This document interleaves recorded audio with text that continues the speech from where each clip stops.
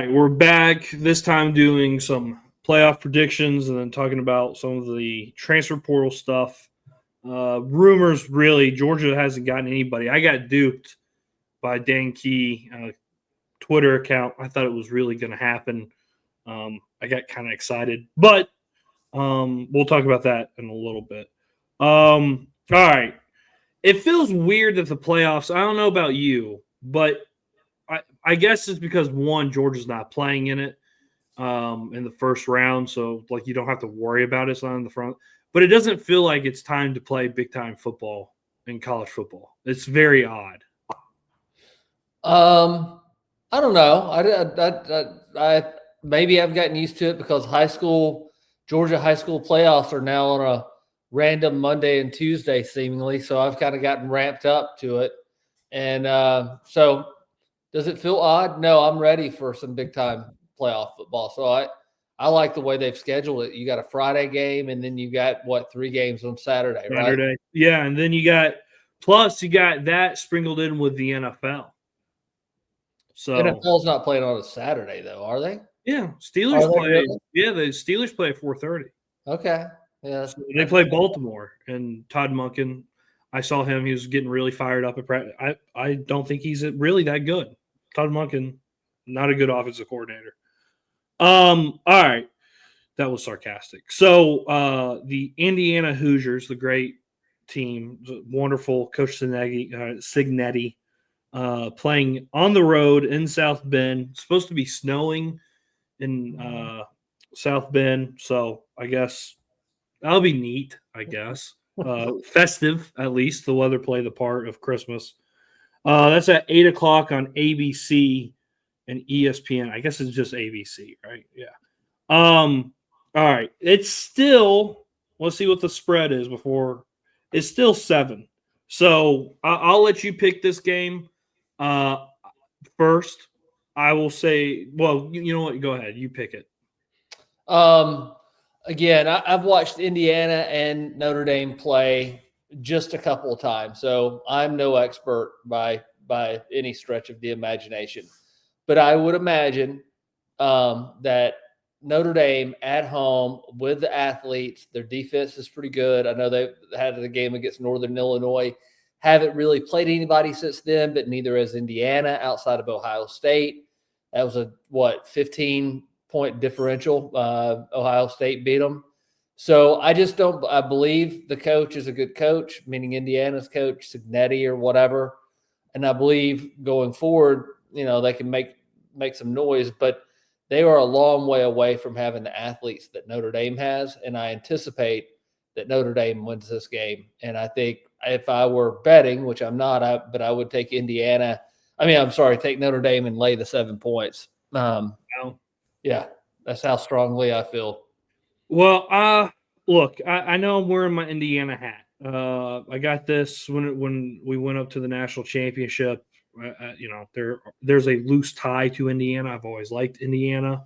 I'll pull for them irregardless, unless obviously they play Georgia. Then it's quite over with. But I don't know. It seems to me, I think Notre Dame is extremely overrated. I think we both agree on that, right? Sure, they're always overrated. That's a perennial problem with Notre Dame. Well, that's Notre Dame. But I think they're extremely overrated. I mean, before I do this, I just want to point this out. So, first game of the year, they barely beat A&M. Then they play Purdue 66-7, which, by the way, the Hoosiers, the great Hoosiers, got fired. Well, yeah, that's true. Barry Odom's now the coach at Purdue.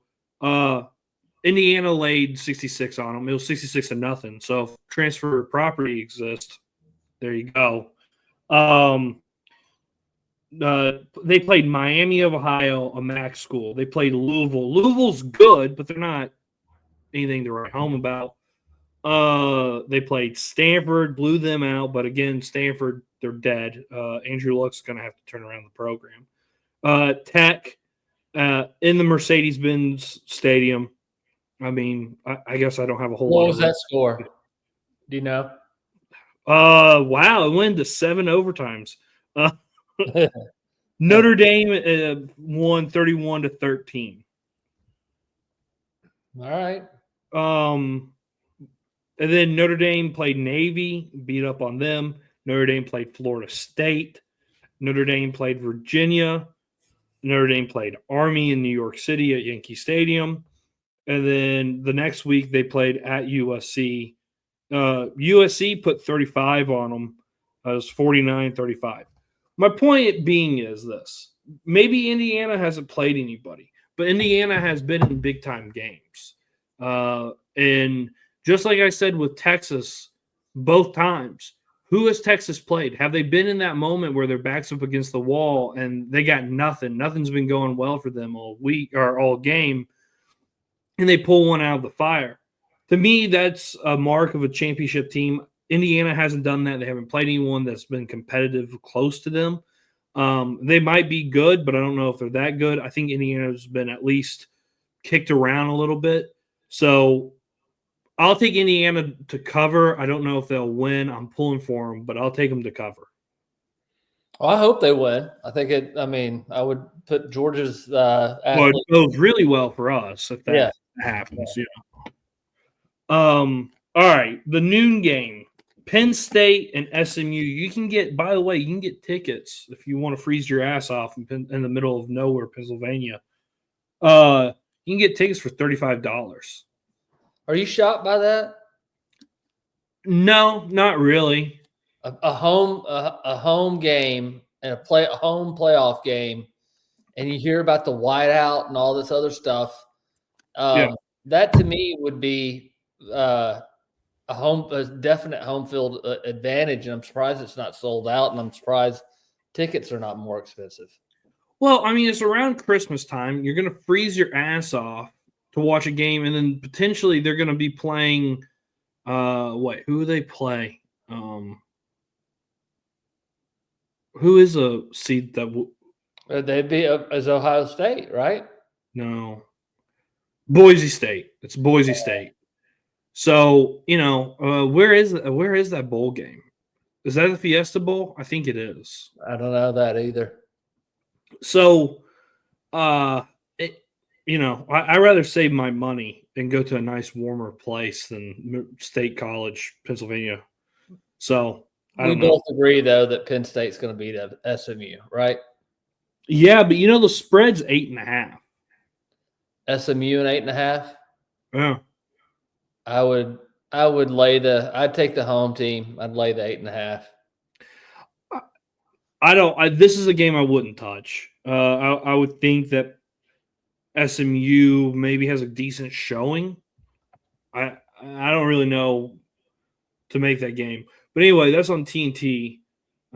Be interesting. I'm not going to pick that game. I think Penn State's going to win, but I don't know if they'll cover or not. I just don't know. I'll take Penn State to cover. All right. Clemson, Texas. This is the 4:00 game. This is also going to be on TNT, which is odd. Texas is favored by, let's see how much they're still favored by. Wow. 12. They're favored by 12. Clemson's going on the road to Austin. I got to tell you, I think Clemson covers. I think Texas wins. I would say the exact same thing. I don't think Texas will beat them by 12, but I think they will beat them. At home primarily. Clemson's got a good defense, man. Yeah, not bad, and I think they can give viewers some problems. I wasn't that offensive line. I don't know about that left tackle coming back, and the offense for Clemson seems to be a little bit better. I'll say a little bit, but right. I think Clemson should be closer than 12. So I agree. I think Clemson. It would not. Would it stun you if Clemson beat Texas? Stun me? No. Yeah, I don't think I would be shocked. Yeah. I wouldn't. It's going to be really interesting. Again, I don't want to go back, and Texas is Texas, and ain't none of my business. But to me, that we didn't see Arch Manning during that game. I think yours on playing a defense that has guys that can get after the passer and stop the run. I think yours is a little bit of a liability for them right now, and I'm just being honest. I do just too. I don't think he's that great of a quarterback. But that's my opinion. I'm not a quarterback guru, but if Clemson can get after him and make him uncomfortable and force him out of the pocket, I feel pretty good that Clemson could pull an upset here. So no, it wouldn't shock me. Short answer. And like Clemson's got a decent running game. And if you can run the ball in Texas, Georgia, I mean, think about every time Georgia's played Texas the 2 times, we've been able to run the ball. We haven't been able to run the ball on anyone else. And Texas has got the number 1 defense. If Clemson can run the ball and put pressure on Ewers, it could be due for an upset. I agree. But again, I would say it's probably the smarter play to put money on Texas, right? Or pick Texas at least. I would pick Texas, but I don't think they're going to cover. I guess. Yeah. So I wouldn't bet the game.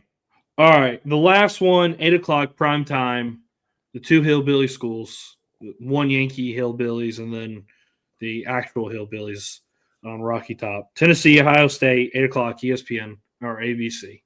I think it's still a 7-point game, which 7.5. I gotta tell you, this line is dumb. I don't know who's put someone in Vegas is about to lose a lot of money. To me, I think Tennessee is going to win this game, and I don't think it's going to be necessarily that close. I think Tennessee is going to win straight up. So I don't know about how close it's going to be, but I agree with you. I think Tennessee's a better team all the way around. Well, they can run the ball, and Ohio State fans, I know they think Tennessee is like Boca Raton or like Haiti or Jamaica. It gets cold up there, and here's the other thing: cold weather teams usually are able to run the ball and play really good defense. Well, that's exactly what Tennessee does. That is their formula to win. I know they got that Nico, and he's Hawaiian, so the cold might get to him. But Ohio State has no offense. They have no offensive line. They can't run the ball. And you're going to trust Will Howard in a huge spot against a good defense? I don't see it. And I'll tell you something else. I don't think Tennessee, being a Southeastern Conference team, is going to be intimidated by going on the road in somebody else's house. And I don't think that stadium – I could be wrong, but I don't think that stadium is nearly as intimidating as some of the stadiums we have down here in the Southeastern Conference. No, I mean, Tennessee played, I thought, for how loud – I mean, it was just as loud as it was in 2022. Maybe it was a tick quieter, but not much. Just as loud as it was in Sanford Stadium as it was in 2022 when Tennessee came on and played us. And they handled it better this time than they did in 2022. So I don't think an intimidating environment is going to scare an SEC team unless it's Vanderbilt. Then maybe, but I just don't see it. No, I agree with you. I think Tennessee will beat them. Here's my question: see the apocalypse of Ryan Day and the whole Ohio State fiasco, and who are you going to get if you're Ohio State if it happens? Losing at home in a playoff game. That's after losing to Michigan. Yeah, you got to go. Yeah, you've got to go. But here's my question: I think if you're Ohio State, you could get anybody. I mean, you're Ohio State. The only thing would be if you want to get a guy and he doesn't want to deal with NIL and everything that's going on right now. But I don't know if they pull the trigger or not because it sounds to me like they're not going to. They should. It's going to be interesting to see the fan base. They may have a riot if they don't. I don't blame them. I would. All right, let's talk about a little bit of the transfer portal, and then we'll wrap it up. So like I mentioned, Dane, is it Dane? Dane Key. Dane. Yeah, Kentucky wide receiver. He's in the portal. He's been crystal balled to go to Georgia. I think he was on campus 2 days ago. I would say that he's most definitely a lock to come and play at least. At Georgia? Yeah. A lock. Wow. I'm going to lock it. I'll put my credibility on the line. All right. Well. And then the next thing, a surprising one, because, we didn't go after Singleton, the Tech wide receiver. And I thought we would do it. we're in for the Branch brothers. So Zachariah Branch, and I forget his brother, the free safety. But Georgia's in, and they're playing ball. And from a source, there's a good likability that they're coming to Athens, that Georgia's ponied up the money that they're asking for. Wow. Well, from getting receivers, I would say that's where Georgia certainly needs to focus in the NIL or in the transfer portal.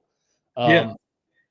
I don't know that much about those two brothers you mentioned or talked about, but it'll be interesting to see. And you also mentioned to me that there's some teams that are in the playoff that are paying players not to transfer or announce it until after the season. Yeah. So go ahead. What were you about to say? No, I was just going to say it's a scary place for college football to be in, if you ask me. And I think that's something that the schedule. I know you and I have talked about it, but that's crazy to me. You're burning NIL money to keep players on the roster for appearances that you know you're going to lose anyway. That's throwing good money after bad. That's what that's called. Well, here's the other thing, and I forgot who said it, but it's right. These big time schools are paying players. It was Mahler. It was Chris Mahler. Anyway, he was talking about big time schools are going to pay the recruits more than they're going to pay the transfer portal guys, right? Because I don't know. I mean, I'll take his word for it. I don't know. Well, that's what I mean. Georgia's did it. Alabama's done it. LSU, Ohio State, Michigan, they're all doing it, right? They're doing it based on potential. So, and this is his point, and I think he's right. Some of these, they're going to take risk, and they're going to, it's boom or bust with these recruits. But Georgia and the Ohio States and the Alabamas of the world, they're going to be better off than the SMUs, the Arizona States, those schools, because they're just going to try to get as many people as they can on the transfer portal. Well, how many of those guys are actually really good? Well, at Georgia or Alabama, you can develop, and you're saving yourself money. And then you can go get guys at the transfer portal that you have intel on because you were recruiting actively. So it's going to end up favoring the bigger schools. It's just going to have to – it's not right now, but it's about to. The shift is about to happen. Well, it also goes – it's just like, I mean, it's free agency. You got to have the staff and the resources to go out and look at the recruits, know the type of profile player that you're wanting to pick up in the transfer portal, knowing what the budget is, knowing if are doing the best that you can on whether or not they fit the culture. We've already seen, getting guys out of the transfer portal, there's a really good chance they're not going to fit the Georgia culture. Hence, you've got guys that transferred in for 1 year and already transferring out, right? The Michael Johnson and the what's his name, Pope kid. He definitely did not fit the Georgia culture. Yeah. So, I mean, you're going to have some of those. And so what universities are going to be able to absorb eating those losses, because that's essentially what it is. You missed on the transfer portal. Yes. And it's going to be the bigger schools with the more resources. And you're mitigating your chances of it's not saying you're not going to make a bad choice, but you're mitigating your chances of if you've got enough resources and scouting to say, hey, this guy fits the profile of what it is that we look for. You're mitigating the misses on that. So again, big time programs, it stands to reason, are probably going to do a lot better in this environment. But it's crazy that we're here, that we're doing this. Well, there's going to be in April. I heard Josh Pate talk about it, and this is kind of what we mentioned about teams playing guys to stay on till the playoff is over. There's going to be a hearing in April, I believe, and more than likely they're going to have revenue sharing, which then opens up Pandora's box on unionizing players, which they've all tried to done throughout history. I don't know how that all plays out, but there's at least going to be some guidelines here shortly by April. So there's going to be another dramatic shift again in college football. Is all this in the course because the quarterback from Vanderbilt suing for another year of eligibility? He took it to he appealed his case, and the NCAA lost again. NCAA, whoever their attorneys are, They suck. I think they got hired from the Three Stooges shows from years ago. How we cheated now, or something like that. Well, and here's the other thing too. Now, if you play junior college, you still have 4 more years of eligibility. Junior college should count for something, shouldn't it? I think so. Stetson needs to come back. You're going to school. It is college, so I don't understand how the tortured logic of that is difficult for me to get my head around. Yeah, well, and you know that there's another lawsuit that I think it's already been settled.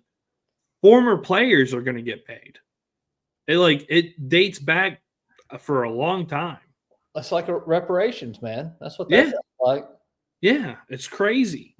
Anyway, let's talk about the wide receiver thing real quick, and then we'll finish up here.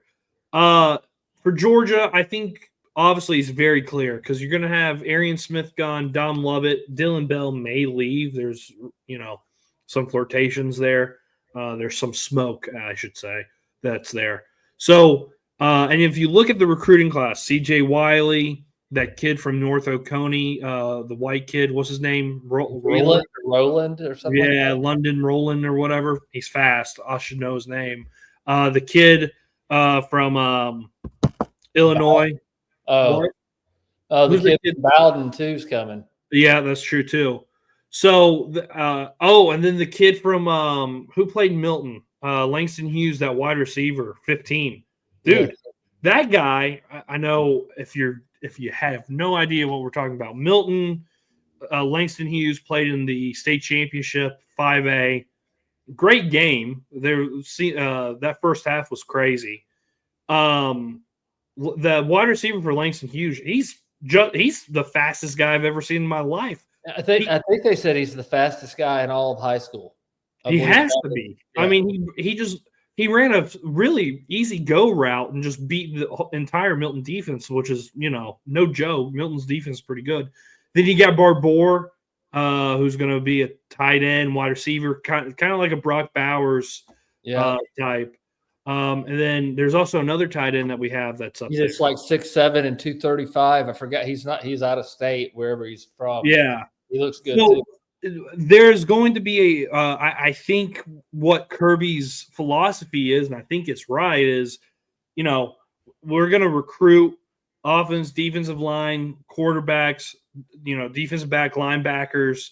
We're going to, recruit them. We're going to get enough talent in state with wide receivers. This year has been really good for wide receivers in state, and then get a few out of state. But most of the time, if we need wide receivers, we're going to go outside and with a transfer portal and plug up some holes. And for Georgia's offense to be dynamic, they need to get wide receivers because the guys right now aren't cutting it. Now, Nitro Tuggle, Scovey White, those guys, good. London Humphreys has a lot of potential. I think he's good.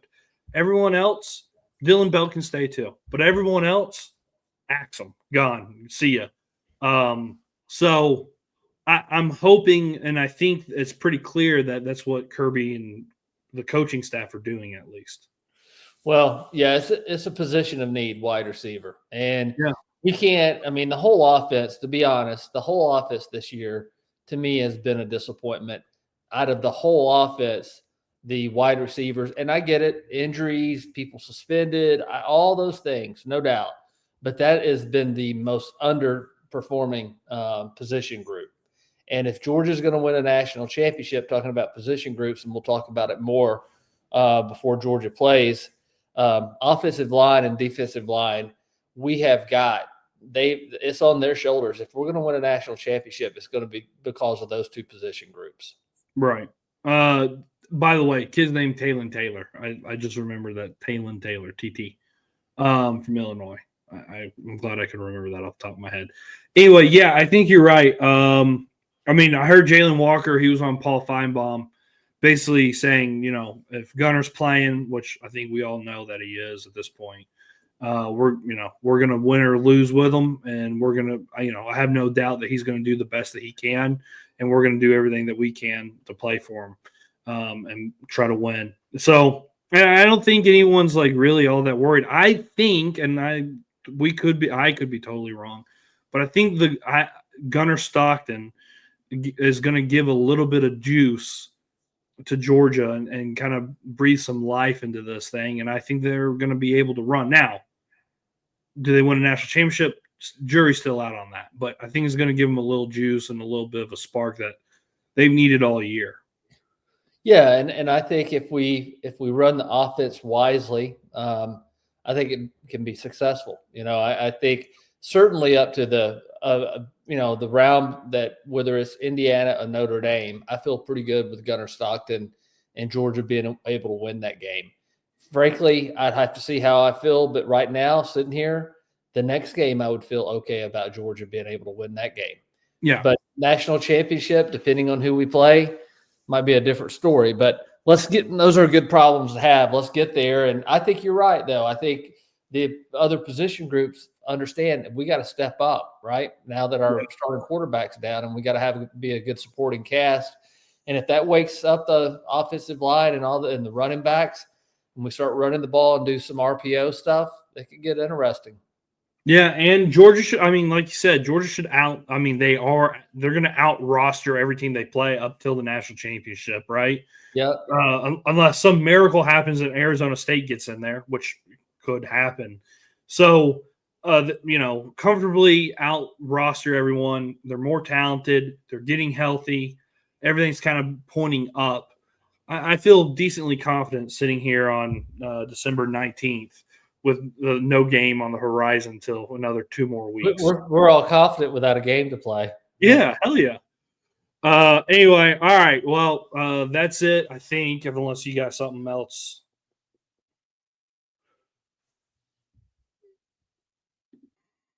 All right, minor technical difficulties. We'll be back Monday or Tuesday. Well, no, actually, yeah, we might be. I don't know yet. We'll figure out a schedule, but first of the week we'll be back.